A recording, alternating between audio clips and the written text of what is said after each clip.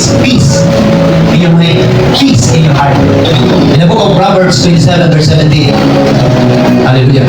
So it is written, as iron sharpens iron, so one man sharpens one another. Amen. Pag sinabing pananampalataya ka, we need to be, ang gusto ng Panginoon, maging sharpen yung ating spirit. Maging sharpen yung ating pananampalataya. Hindi magiging sharpen yung ating pananampalataya. Bakit? Kasi hinihindered natin yung mga trials, mga problema. Dapat i-allow natin yan. Ano yung sabi ko nakaraan ba? Lord, hindi ko pinapanalangin, mawala ang mga problema, mga trials. Ang pinapanalangin natin, samahan mo kami sa bawat pagsubok. Amen. Kasi kung kasama mo ang Panginoon sa bawat trials na iyong haharapin, would you imagine ba? Na kapag mayroong trial, imagine mo agad sa isip ko, yung cross na pasan-pasan mo, siya yung kasama mo, dito ako. Be a friend with the Holy Spirit. Be a friend with Jesus. Amen. Okay. Ay, brother Ryan. Okay. Para mas lalo natin maunawaan yung pananampalataya. At gusto kong mag-desire kayo pa na kung saan ang pananampalataya natin, mag-desire tayo ng increase. Amen. Because in these last days, without the increase of faith, marami ang mandalamig sa kanilang pananampalataya. Marami ang tatalikod sa kanilang pananampalataya. Maging ang mga magulang, maging ang mga anak, mapuputan ang bawat isa. This is what is written in the Bible, in the book of Timothy. Marami ang magkakandot sa bawat isa. If we don't have the desire to increase our faith, Brother Pedro, okay.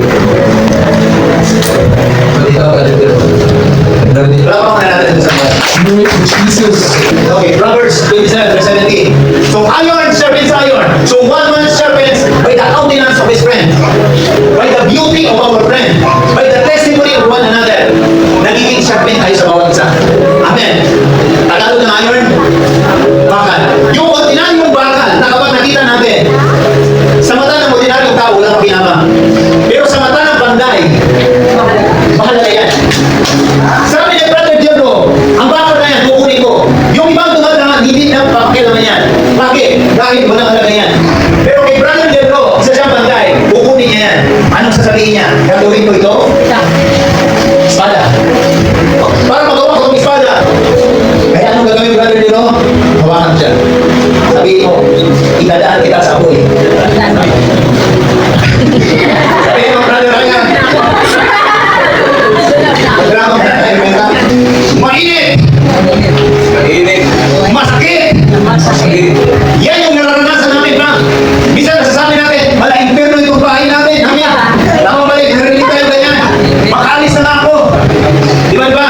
Hindi tayo handang harapin yung apoy na dinaranas natin. Hindi tayo handang masarapin. Bakit? Tatakasan natin. Dapat ang problema, hinaharapin pa. Amen! Kung tatakuhan mo yung problema, ano mangyayari? Next month, problema mo yan. Kaya maniniwala ka o hindi. Next month, yung problema mo, bakit ganito pumabalik ang problema? Because walang enlightenment. Amen. Pag wala ka natutunan sa problema na yun, babalik ko riyan. Babalik ko riyan. That is the system of satanic Eden. Ginagawa niya tayong stagnant. Kaya hindi tayo babayag ng 2025, 2026, the same pa rin. Amen. I believe ito may 2026, wala na kayo dito pa. Amen. Because what has been prophesied in the Philippines 2026, that will be the start of a glorious church. Sabi ni Prophet 2027, there will be a great revival in our nation. Amen. Dapat part tayo doon pa. Doon natisag na. Kaya sabi ni Brother Pedro, hindi na kita idadaan sa ako. Ilulubo kita sa tubig. Pakisabi, nalubog ako sa tubig. Nalubog ako sa tubig. Okay na yung malubog ka sa utang. Ang mahirap yung tatakasan ng utang mo. Okay na yung malubog sa problema. Okay na yung malubog sa hindi malunod. Di ba? Si Peter May, di ba? Nalubog siya, pero hinayaan ba siya ng Panginoon na malubog? Hindi siya hinayaan ng Panginoon. God is always ready. Nahanda po yan. Dapat kami mo lagi natin yung sa kanya pa. At handa siya maabutin. Ang mahirap ito, nalubog ka na nga, magdadaw ka pa sa kanya. Di ba? Siya yung ating last love line. Amen. That's why, sa mundo ng networking, kung wala na yung apply mo, huwag kang umiyak. Bakit? Kung wala na si Pastor, huwag kayong umiyak. Dahil ang greatest apply natin sino? Jesus. That's why, don't depend sa tao. Don't depend kay Pastor. Amen. Depend on the Word of God. Yung mga sharing natin dito, depend on the Word of the Lord. Amen. Sapagkat yung salita ang magpapabago sa atin. Ephesians Revelation chapter 6 verse 16, yung mga apoy na fire araw, kung may mga salita, mga pag-aalis ng pagkatawag sa atin, ang buling natin, may mga salita din, sa salita ng Panginoon na kung saan ipalit natin. Amen, amen. Words by words. Satan, use the word of God. God himself, Jesus Christ, use the word of God. Amen. Amen. So, it is a battle of word, battle of principle pa. Satan knows the word more than us. Amen, amen. That's why kung hindi tayo mag-aaral, hindi tayo mag-meditate, mag-aaway natin, lalamunin tayo. It's just like amunin tayo. Kaya sabi ni Brother Debro, pakihawa Brother Debro, hindi lang kita idadaan sa apoy. Hindi lang kita ilulubog sa tubig. Kundi, papaluin at pupukin kita. Dinaan sa apoy, binubog sa tubig, pinupok, binulma, para maging espada. Hallelujah. At yung proseso na yung paulit-ulit, dinubog dinaan sa apoy, sa tubig, binupok. Sometimes, kailangan natin maranasan yung pagpapalo ng Panginoon. Thank you, Do Jesus. you remember in Psalms 23:1, the topic natin last time, that his staff, yung kanyang pamalo at yung kanyang tungkol, they comforted us. Amen. Psalms 23. Memorize that verse. 6 verse lang po yan. Yung pamalo ng Panginoon, yung kanyang tungkol, yan ang comfort natin. Bakit ba? Pag nakakaranas ka ng mga pagpapalo, pag nakakaranas ka ng paghuhulman ng Panginoon, paulit-ulit. Apoy, tubig, pagpapalo. Paano ka na makutor bakit po? Dahil yun yung pagkakataon na tinatawag mo, hari ng mga hari. King o king. At pag nakalagpas ka sa ganung pagsubok, sabi mo, I am untouchable. I am Hallelujah. Amen. I am unbreakable. That's kind of faith na gusto mahul ng Panginoon. Paulit-ulit yan. Paulit-ulit. Paulit-ulit. Kaya that's why, hearing niyo, pag meron testimony, number 1 ako dyan nakikinig. Pag nangihingi na si Pastor, pinapakinggan ko lang yung mga testimony niyo. Lord, thank you Lord for the testimony. Sometimes that remind me to pray for the man to increase. Amen. Amen. Yeah, we will pray for one another for increase of our faith. Amen, amen. Amen. So, yung testimony ni Brother Ryan sa apoy, testimony sa tubig, testimony sa pagpapalo, maaaring iba-iba yung testimony natin. But as iron sharpens iron, so one man sharpens one another. Sometimes, hindi mo kailangan matuto sa testimony mo. Kailangan mo matuto sa testimony ng bawat isa. Amen. That's why pagkakas natin dito on Sunday, naalala mo yung testimony ni Brother Ryan. Tinupok pala siya, pinalo pala siya. Naalala mo yung testimony ni Tatay Danilo. Nalubog pala siya, pero di lulod. Buhay pa rin. Naalala mo yung testimony ni Apoy. Dinaan sa apoy. Buhay pa rin. Buhay pa rin. That's why, ang panday, natutuwa ngayon. Yeah. Dahil yung bakal na dumaan sa apoy, dumaan sa tubig, dumaan sa palo, pag tinignan mo sa harap, isa na siyang espada. Hallelujah. Thank you, Jesus. Yan po yung gusto mangyari ng Panginoon sa atin. Amen. Yung panday represent our God. Akala nyo ba, natutuwa ang Panginoon pag nakikita niya tayo, nagmumurmur, bakit ito naranasan ko? Hindi na ako magsimba, Lord. Kung saan ako lumalapit sa'yo, saan ako nakakaranas ng mga pagsuko. No one is exempted, ma'am. Nakit si Pastor. Amen. Amen. Kanyang salita, nakakaroon ng tinatawag na revelation. Yung mga testimony nga pang revelation yun. Amen. Yung testimony ni Sister Leah, binatutunan ako doon. Kung binatutunan tayo doon. Amen. Amen. Natuto tayo mag-depende sa kanyang salita. Amen. This is the training of our faith. Amen. That's why, pinaka-important sa lahat pa. Ang mananampalataya, lalago. Increase. Moving forward. Habang mag-inog ang panahon, mas lalo akarin natin lumalim yung experience natin sa Panginoon. Amen, amen. Paano mapapatunayan ang pananampalataya mo? Okay? Romans chapter 5, verse 1. Therefore, being justified by faith, we have peace with God. Just continue to praise Him.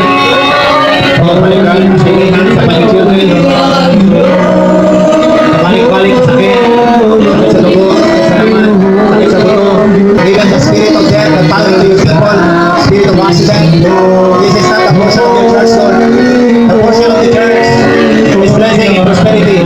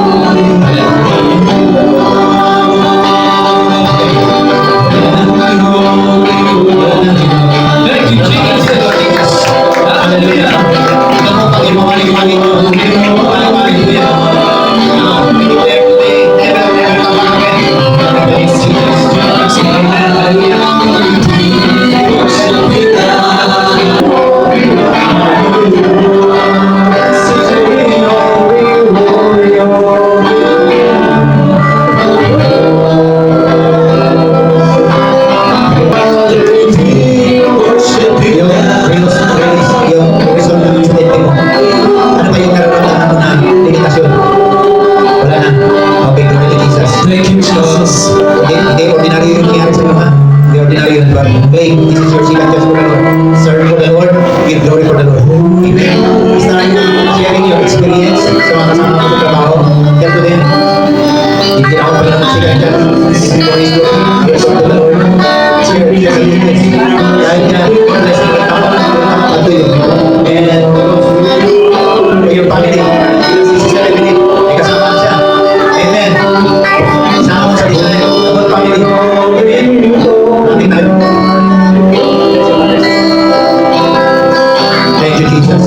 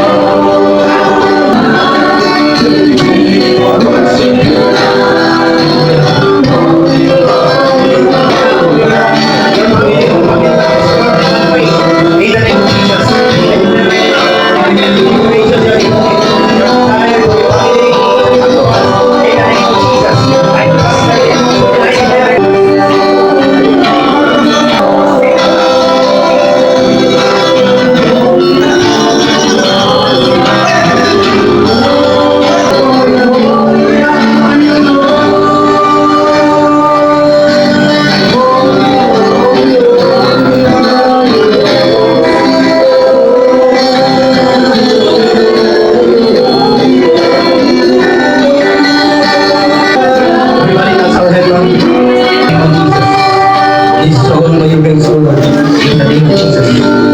Thank you, Lord, for leading that every declaration that I shall come to pass. In the name of Jesus. In the name of Jesus. Now declare with me, I refuse to be an ordinary one. I refuse to be an ordinary one. Because I am extraordinary. Because I am extraordinary. Created in the image of my God. Created in the image of God. Fearfully and wonderfully made. Wonderfully and wonderfully made.